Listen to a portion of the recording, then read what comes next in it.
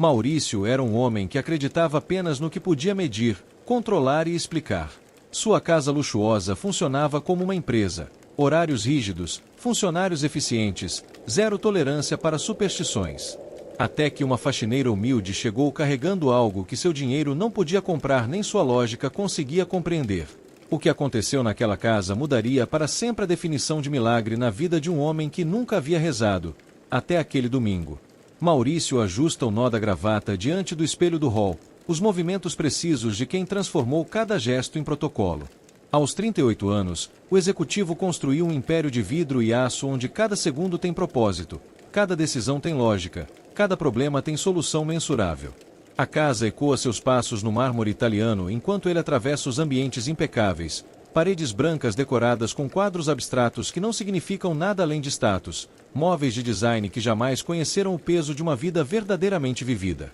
O silêncio é absoluto, quase religioso em sua frieza, quebrado apenas pelo zumbido discreto do ar-condicionado que mantém a temperatura ideal para a conservação de uma existência sem sobressaltos. No segundo andar, a babá uniformizada alimenta o recém-nascido com a precisão de uma enfermeira, seguindo horários rigorosos anotados em planilhas que Maurício criou para otimizar o desenvolvimento infantil. Ela não conversa com a criança, não canta cantigas, apenas executa as funções para as quais foi contratada com a eficiência que ele exige de todos os seus funcionários. O bebê, de olhos grandes e escuros como os da mãe morta há 3 meses, aceita a mamadeira sem chorar, sem sorrir, como se já tivesse aprendido que demonstrações de afeto são desnecessárias naquele ambiente climatizado. Maurício observa da porta por alguns segundos, anota mentalmente que tudo está funcionando conforme planejado, e desce para tomar o café preparado pela cozinheira, que deixa tudo pronto e se retira antes dele acordar, mantendo a rotina invisível que ele prefere. O jornal está dobrado ao lado da xícara, as notícias econômicas sublinhadas em amarelo pela secretária. O celular vibra com mensagens de negócios que demandam sua atenção imediata. Ele lê, responde, planeja o dia com a mesma metodologia que aplicou para reorganizar a vida após a morte da esposa, tratando a viuvez como um projeto a ser gerenciado, a paternidade como uma responsabilidade a ser terceirizada, a dor como uma variável a ser eliminada da equação. Quando sai para o trabalho, a casa permanece em seu estado de perfeição asséptica, cada objeto em seu lugar designado, cada ambiente cumprindo sua função pré-estabelecida, um monumento à racionalidade que ele ergueu para se proteger de qualquer coisa que não possa controlar, medir ou explicar através de planilhas e protocolos de eficiência. A campainha toca às 7 da manhã de uma segunda-feira, e Maurício abre a porta para encontrar uma mulher pequena, de cerca de 50 anos, vestindo um uniforme azul marinho impecavelmente passado, os cabelos presos em um coque discreto, as mãos calejadas segurando uma pequena bolsa de couro desgastada. Célia foi indicada pela vizinha, referências impecáveis, 20 anos de experiência em limpeza residencial, silenciosa e confiável, exatamente o que ele procurava para substituir a faxineira anterior que tinha o costume irritante de cantarolar enquanto trabalhava. Ela entra sem fazer ruído, observa cada ambiente com olhos atentos que captam detalhes invisíveis aos outros, não por curiosidade, mas por um instinto maternal que a faz perceber quando uma casa tem alma ou quando é apenas uma estrutura vazia habitada por pessoas que esqueceram como viver. Seu uniforme tem um bolso discreto no lado direito onde ela guarda um terço de madeira escura, contas gastas pelo uso, que nunca retira durante o expediente, mas cuja presença tranquiliza como um amuleto silencioso. Maurício explica as regras da casa em tom profissional, horários rígidos, lista de tarefas específicas, proibição de mexer em documentos ou objetos pessoais, descrição absoluta sobre a rotina familiar, pagamento pontual em troca de serviços eficientes e invisíveis. Ela escuta em silêncio, acena em concordância, não faz perguntas desnecessárias, compreende intuitivamente que está entrando em um território onde as emoções foram banidas por decreto executivo. Começar pela cozinha, depois as áreas sociais, por último os quartos, nunca entrar no escritório, manter distância respeitosa da babá e da criança, executar seu trabalho como uma sombra que limpa, organiza e desaparece sem deixar vestígios de sua presença humana. Mas enquanto Maurício detalha suas exigências, Célia percebe algo que ele não consegue ver. A casa não apenas carece de calor, ela está doente de frieza. Cada superfície brilhante reflete uma solidão que nenhum produto de limpeza pode remover. Cada ambiente perfeitamente organizado grita por uma bagunça humana que nunca chega. Quando ele sai para o trabalho, ela começa suas tarefas sussurrando orações baixas, não por hábito, mas porque sente que aquele lugar precisa desesperadamente de bênçãos, como uma terra ressecada que aguarda a primeira chuva depois de uma seca prolongada. Na terceira semana de trabalho, Célia percebe que algo mudou na rotina da casa, um desconforto que paira no ar como fumaça invisível. O bebê, que antes aceitava passivamente os cuidados mecânicos da babá, começou a chorar com uma intensidade que ecoa pelos corredores, um pranto que não cessa com mamadeira, troca de fraldas ou canções de ninar cantadas com impaciência profissional. A babá, uma mulher de meia-idade contratada mais pela competência técnica do que pela vocação maternal, executa todos os procedimentos recomendados pelos manuais de pediatria, mas o choro persiste, cresce, torna-se uma trilha sonora de desespero que contamina toda a atmosfera da casa. Maurício contrata o melhor pediatra da cidade, um homem renomado que examina a criança com instrumentos precisos, solicita exames detalhados, prescreve medicamentos caros, mas após uma bateria completa de testes, chega à conclusão frustrante de que não há nada fisicamente errado com o bebê. O diagnóstico oficial menciona possível estresse ambiental, carência afetiva, necessidade de maior estimulação sensorial, termos técnicos que não explicam por que uma criança de poucos meses chora como se carregasse toda a tristeza do mundo nos pulmões minúsculos. A babá, irritada com o trabalho adicional que o choro constante demanda, começa a culpar o ambiente excessivamente silencioso da casa, sugere mudanças na rotina, contratação de uma musicoterapeuta infantil, qualquer coisa que transforme sua função de cuidadora em algo menos parecido com plantão em unidade de terapia intensiva. Maurício, acostumado a resolver problemas através de investimento financeiro e planejamento estratégico, sente-se pela primeira vez diante de uma situação que desafia sua lógica empresarial. Como aplicar metodologia de gestão a um bebê que chora sem causa aparente, como elaborar um plano de ação para uma demanda que não se encaixa em nenhuma planilha de Excel. Durante esse período de crise doméstica, Célia trabalha em silêncio, mas seus ouvidos captam cada nuance do choro infantil, e seu coração, treinado por anos cuidando dos próprios filhos e netos, reconhece naquele som algo que os especialistas não conseguem diagnosticar. A solidão de uma alma pequena que nasceu em um mundo sem abraços, sem canções de ninar cantadas com amor, sem o calor humano que nenhuma babá profissional pode oferecer mediante pagamento. Às vezes, quando está sozinha limpando os ambientes próximos ao quarto do bebê, ela para seu trabalho sussurra orações baixas, não por superstição, mas porque acredita que algumas dores só podem ser curadas através de pedidos feitos ao céu, algumas carências só podem ser preenchidas por uma força maior do que qualquer medicina ou metodologia humana. A situação atinge o ponto crítico numa manhã de quinta-feira, quando a babá intercepta Célia no corredor e faz uma observação que soa mais como acusação do que como comentário casual. Ela menciona ter notado que a faxineira tem permanecido tempo excessivo nas proximidades do quarto da criança, que suas tarefas de limpeza naquela área específica parecem demorar mais do que o necessário, que por 2 vezes a flagrou parada diante da porta entreaberta do berçário quando deveria estar organizando outros ambientes da casa. O tom da babá carrega uma desconfiança profissional, como se Célia estivesse violando algum protocolo não escrito sobre hierarquia doméstica e limites funcionais, como se seu interesse pela criança representasse uma invasão de território que ameaça a dinâmica cuidadosamente estabelecida da rotina familiar. A conversa acontece na cozinha, enquanto Célia organiza os produtos de limpeza e a babá prepara uma mamadeira, ambas fingindo que a discussão é apenas um esclarecimento amigável entre funcionárias, mas o peso das palavras revela tensões mais profundas sobre classe social, educação formal e formas diferentes de entender o cuidado infantil. Célia escuta em silêncio, não se defende, não explica que sua preocupação nasce de instinto maternal genuíno, que anos cuidando de crianças lhe ensinaram a reconhecer quando um bebê chora por fome, dor, desconforto físico ou por uma carência mais sutil que nenhum manual de pediatria consegue nomear. Quando a babá termina sua reprimenda disfarçada de orientação, Célia apenas responde que compreende as regras da casa e que manterá maior distância, mas seu coração sabe que não conseguirá ignorar o choro de uma criança que precisa de algo mais do que cuidados técnicos eficientes.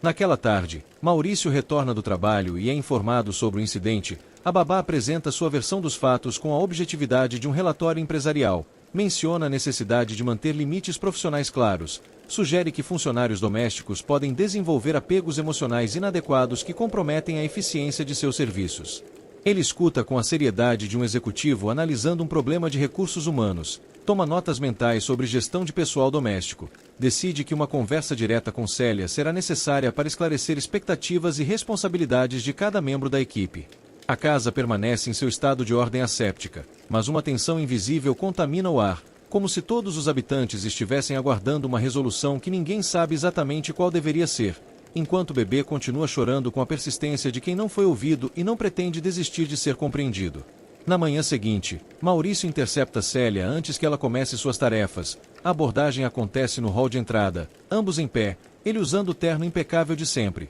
ela trajando o uniforme azul com a dignidade de quem não se sente diminuída pelo trabalho que executa. A conversa é direta, sem rodeios desnecessários. Ele explica que foi informado sobre seu interesse excessivo pela criança. Questiona se ela compreende claramente quais são suas funções na casa. Menciona que a babá tem formação específica em cuidados infantis e não precisa de supervisão ou assistência não solicitada. Célia escuta sem interromper, suas mãos entrelaçadas na frente do corpo, os olhos fixos no rosto dele, não em desafio, mas com a serenidade de quem sabe que suas intenções são puras mesmo quando mal interpretadas. Quando ele termina de falar, ela responde com voz calma que jamais tocou na criança, jamais interferiu no trabalho da babá, jamais ultrapassou os limites de suas responsabilidades profissionais, que sua única transgressão foi se preocupar com o bem-estar de um bebê que chora de forma inconsolável. Maurício, acostumado a funcionários que se justificam com nervosismo ou se desculpam excessivamente, fica momentaneamente desconcertado pela tranquilidade de Célia,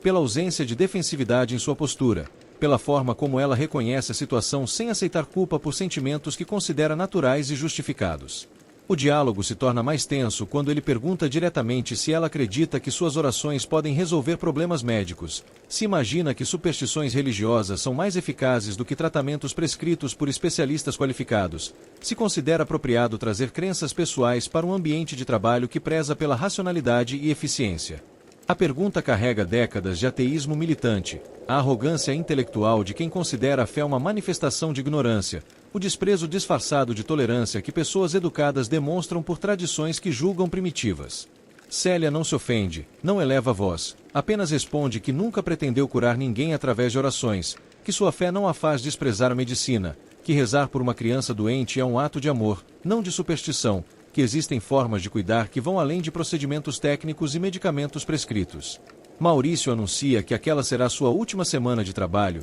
A decisão é apresentada como medida administrativa necessária para manter a harmonia doméstica, nada pessoal contra ela, apenas uma questão de adequação profissional e compatibilidade com a filosofia da casa. Célia aceita a demissão com a mesma serenidade com que enfrentou as acusações, não implora pela manutenção do emprego, não promete mudanças de comportamento, apenas agradece pela oportunidade e confirma que terminará a semana cumprindo suas obrigações com a mesma dedicação de sempre, porque sua dignidade não depende da aprovação alheia nem da manutenção de vínculos trabalhistas que não reconhecem seu valor como ser humano. Na quarta-feira da última semana de Célia na casa, acontece a cena que mudará tudo, um momento de intimidade acidental que revelará verdades que nenhum dos envolvidos estava preparado para enfrentar. O bebê passou a noite chorando, a babá está exausta, medicamentos não surtiram efeito, e o desespero contamina toda a atmosfera doméstica como uma nuvem tóxica que ninguém consegue dissipar. Durante a tarde, enquanto a babá descansa e Maurício está em reunião no escritório,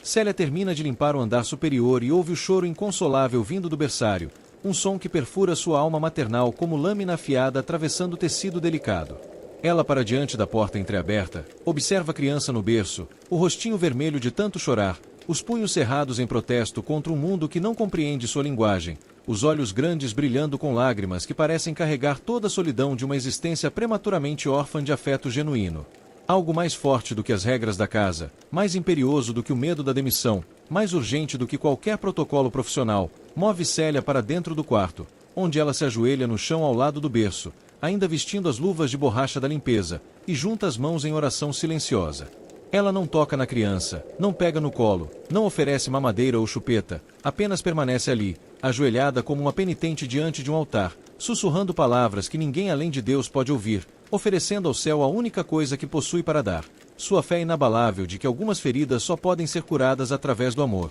Algumas carências só podem ser preenchidas por uma presença que transcende o físico. Maurício retorna do escritório mais cedo do que o habitual, sobe as escadas com a intenção de verificar se a babá conseguiu acalmar o bebê, caminha pelo corredor silencioso até a porta do berçário, onde se depara com uma visão que o paralisa completamente. Célia ajoelhada no chão, de costas para ele, as mãos entrelaçadas em oração, o bebê finalmente em silêncio, como se a presença dela tivesse criado um campo de paz que nenhuma ciência consegue explicar. Por um momento infinito, ele permanece imóvel na soleira da porta, observando aquela cena de devoção pura, sentindo algo que não experimentava há muito tempo. a presença do sagrado em sua casa séptica, a manifestação do mistério em seu mundo controlado, a demonstração de que existem forças no universo que escapam completamente à sua compreensão racional. O tempo para, o mundo exterior deixa de existir, e Maurício se vê confrontado com uma verdade que sua educação científica, seu ateísmo intelectual e sua confiança na lógica empresarial não conseguem processar.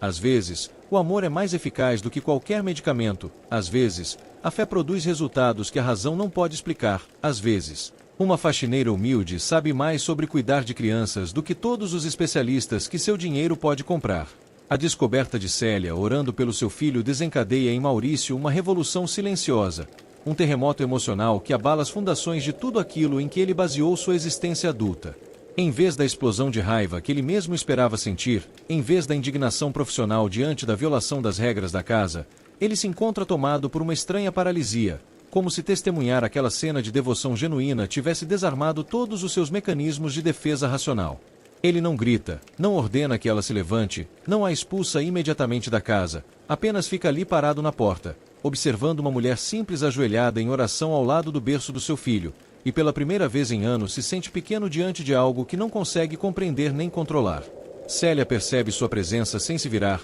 termina sua oração em silêncio, abre os olhos devagar e se levanta com a dignidade de quem não se envergonha do que fez, não oferece desculpas nem justificativas, apenas o encara com a serenidade de quem agiu movida por impulso mais alto do que qualquer regulamento doméstico. O silêncio entre eles se estende por minutos que parecem horas, carregado de tensões não verbalizadas, revelações não admitidas, um confronto mudo entre duas visões de mundo que até aquele momento pareciam irreconciliáveis. Maurício olha para o filho, que dorme profundamente pela primeira vez em semanas, o rostinho sereno, a respiração tranquila, como se a presença de Célia tivesse operado um milagre que todos os médicos caros não conseguiram realizar. Quando ela finalmente fala, sua voz é baixa mas firme. Quando uma criança chora sem causa aparente, às vezes a alma dela está pedindo algo que nossos ouvidos não conseguem escutar, Senhor Maurício. Eu não toquei nele, não fiz nada além de pedir a Deus que trouxesse paz para este menino. As palavras atravessam as defesas intelectuais dele como flechas certeiras, não porque contenham argumentos lógicos irrefutáveis, mas porque carregam uma verdade emocional que ressoa em partes da sua alma que ele pensava ter eliminado definitivamente após a morte da esposa. Maurício se afasta da porta sem dizer palavra, desce as escadas com passos mecânicos, tranca-se no escritório e permanece ali por horas, olhando para a parede, tentando processar o que viu e sentiu, lutando contra a perturbadora sensação de que uma faxineira sem educação formal acabou de lhe ensinar algo sobre paternidade que todos os seus livros de gestão e manuais de eficiência jamais poderiam transmitir. Naquela noite, ele não consegue dormir, fica deitado na cama pensando na imagem de Célia ajoelhada, nas palavras que ela falou, no silêncio abençoado do filho finalmente em paz, e pela primeira vez desde que se tornou viúvo, permite que uma lágrima escape dos olhos secos de tanto racionalismo forçado. Os dias seguintes transcorrem em uma atmosfera de transformação quase imperceptível, mudanças sutis que alteram a dinâmica da casa sem que ninguém as verbalize ou reconheça oficialmente.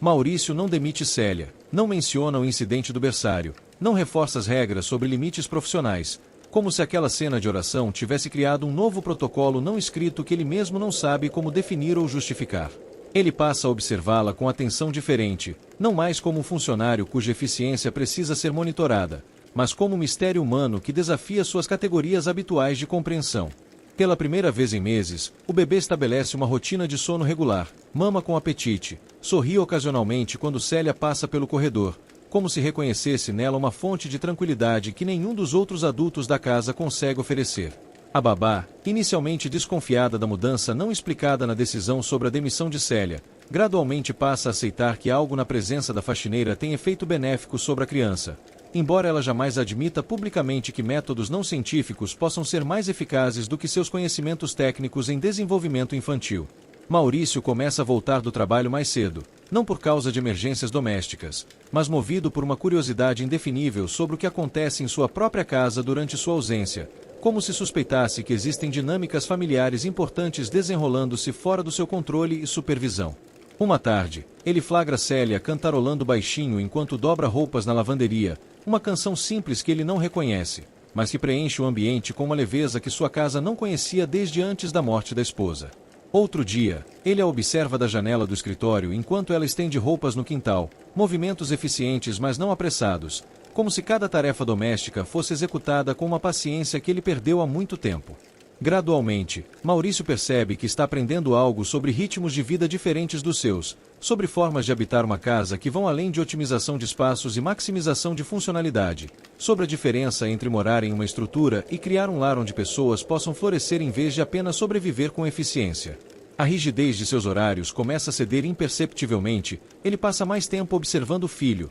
nota detalhes que antes escapavam à sua atenção, a forma como os olhos da criança o seguem pela sala, o jeito como os dedinhos se agarram ao seu dedo quando ele se aproxima do berço, pequenos milagres cotidianos que sua obsessão por produtividade havia tornado invisíveis. Uma manhã, ele encontra Célia colocando um pano úmido e fresco na testa do bebê que apresentava leve febre, gesto simples que qualquer mãe executaria instintivamente, mas que ele, em sua dependência de protocolos médicos, não havia considerado. Ela sussurra obrigada, meu Deus, quando percebe que a temperatura da criança está baixando, e pela primeira vez na vida adulta, Maurício se surpreende sussurrando também, quase involuntariamente, obrigada também.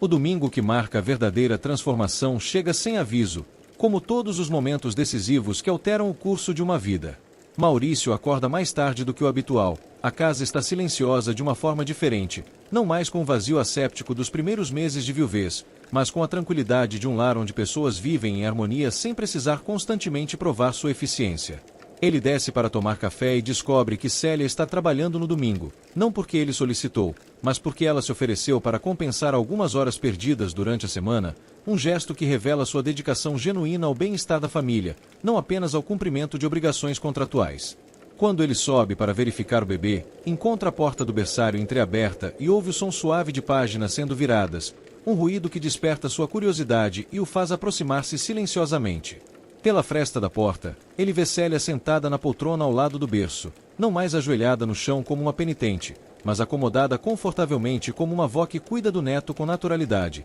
lendo uma Bíblia de capa desgastada enquanto o bebê dorme tranquilamente, ocasionalmente erguendo os olhos do livro para observar a criança com ternura maternal que nenhum manual de pedagogia consegue ensinar. A cena toca algo profundo no coração de Maurício, uma região emocional que ele pensava ter cauterizado para sempre, e ele se vê confrontado com a imagem de uma paternidade que nunca experimentou, serena, presente, capaz de existir sem cronômetros nem planilhas de desenvolvimento. Sem pensar conscientemente na decisão, ele abre a porta, entra no quarto, tira os sapatos sociais que sempre usa mesmo aos domingos e simplesmente se senta no chão ao lado do berço, as costas apoiadas na parede, os olhos fixos no filho que dorme com a tranquilidade de quem se sabe amado e protegido. Célia ergue os olhos da Bíblia, o observa sem surpresa, como se soubesse que este momento chegaria inevitavelmente, e retorna à leitura sem fazer comentários sobre a presença inesperada dele no domingo de folga. Durante longos minutos, eles permanecem ali em silêncio, ela lendo versículos que falam de amor e esperança,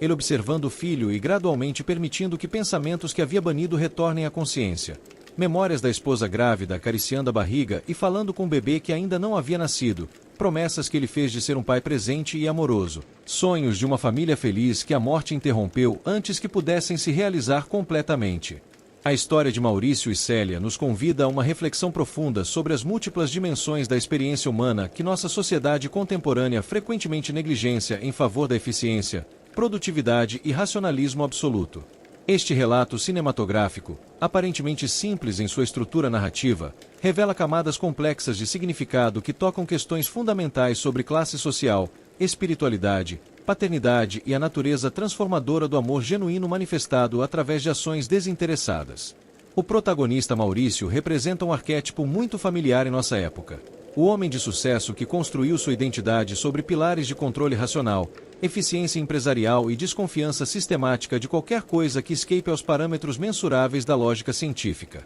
Sua casa, descrita como um ambiente asséptico e climatizado, funciona como metáfora perfeita para uma existência que privilegia a funcionalidade sobre a humanidade, a organização sobre a espontaneidade, a previsibilidade sobre a magia dos encontros autênticos. Esta caracterização não pretende demonizar o sucesso profissional ou a organização doméstica, mas sim questionar os custos emocionais e espirituais de uma vida construída exclusivamente sobre fundamentos materiais e racionais. A viuvez recente de Maurício adiciona uma camada crucial à narrativa, revelando como algumas pessoas respondem à dor existencial através da intensificação do controle, como se fosse possível proteger-se de futuras perdas eliminando completamente a vulnerabilidade emocional de suas vidas. A forma como ele terceiriza os cuidados do filho reflete uma tentativa desesperada de manter distância emocional de qualquer situação que possa reacender a dor da perda, transformando a paternidade em mais um projeto a ser gerenciado em vez de uma relação a ser vivenciada plenamente. Esta postura defensiva, embora compreensível do ponto de vista psicológico, cria um ambiente doméstico onde a eficiência substitui o afeto, onde protocolos profissionais ocupam o lugar das interações humanas genuínas. Célia, por outro lado, representa uma sabedoria ancestral que nossa civilização tecnológica frequentemente menospreza. A capacidade de perceber necessidades emocionais que não podem ser diagnosticadas através de exames médicos, a intuição maternal que reconhece quando uma criança chora por carência afetiva em vez de desconforto físico. A fé simples que oferece consolação onde a ciência encontra apenas sintomas inexplicáveis. Sua caracterização como faxineira não é acidental, mas sim uma escolha narrativa deliberada que expõe os preconceitos de classe que permeiam nossa sociedade, onde frequentemente assumimos que educação formal e status socioeconômico determinam a capacidade de uma pessoa para oferecer insights valiosos sobre a condição humana. O terço no bolso de Célia funciona como símbolo poderoso da fé discreta, daquela espiritualidade que não precisa se exibir publicamente para ser autêntica, que não requer validação externa para manter sua força transformadora. Esta descrição contrasta dramaticamente com certas manifestações religiosas contemporâneas que privilegiam a ostentação sobre a genuinidade, lembrando-nos de que a verdadeira espiritualidade frequentemente se manifesta através de gestos silenciosos e atos de amor desinteressado, não através de proclamações públicas ou rituais performáticos.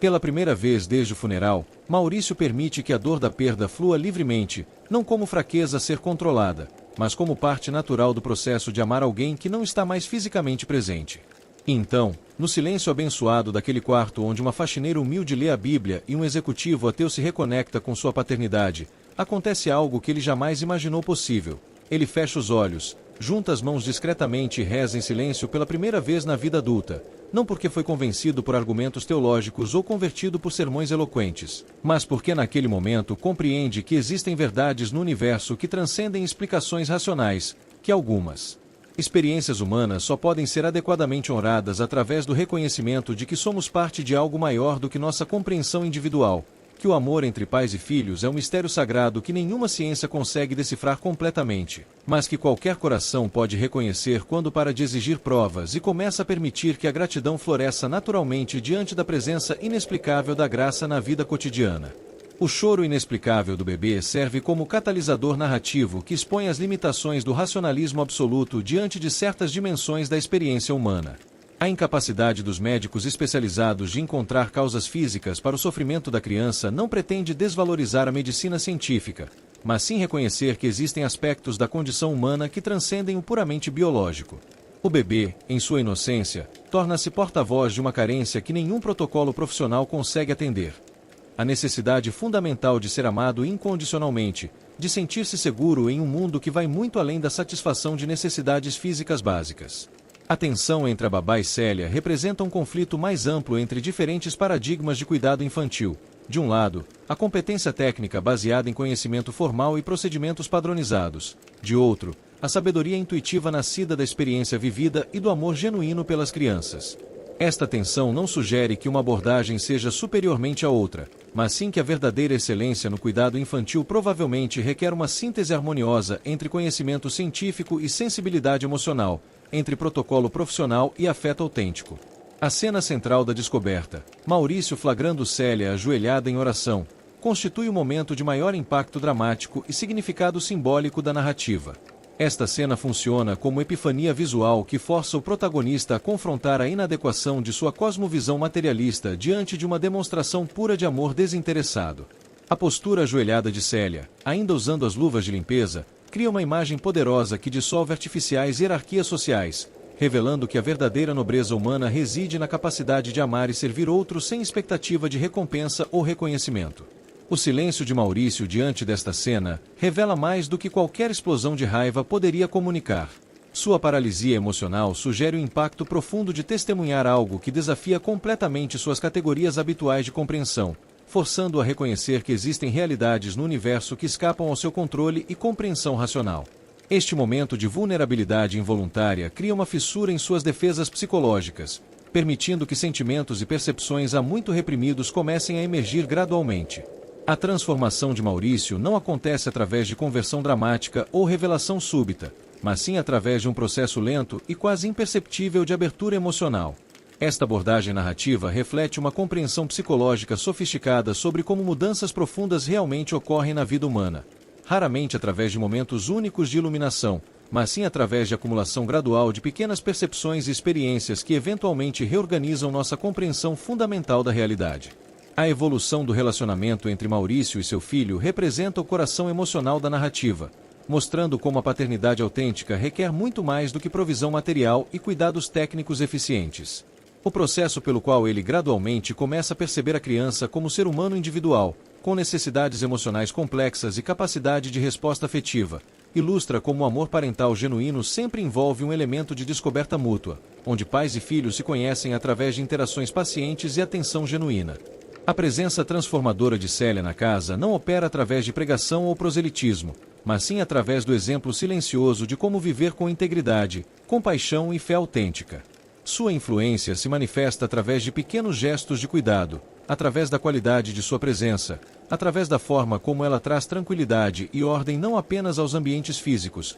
mas também às dimensões emocionais e espirituais do lar. Esta abordagem sugere que a verdadeira evangelização acontece não através de argumentos teológicos, mas através do testemunho vivo de uma vida transformada pela fé genuína. O encerramento da narrativa, com Maurício rezando pela primeira vez na vida adulta, não representa necessariamente uma conversão religiosa tradicional, mas sim uma abertura para dimensões da experiência humana que ele havia sistematicamente excluído de sua consciência. Sua oração surge não de convicção teológica, mas de gratidão genuína diante do mistério da paternidade, do reconhecimento humilde de que existem aspectos da vida que transcendem nossa capacidade de controle e compreensão racional. Esta história oferece lições valiosas sobre a importância de manter abertura para aprender com pessoas de diferentes backgrounds sociais e educacionais, sobre os perigos de reduzir a experiência humana exclusivamente às dimensões que podem ser medidas e controladas, sobre a necessidade de equilibrar competência técnica com sensibilidade emocional em todas as profissões que envolvem cuidado de outros seres humanos.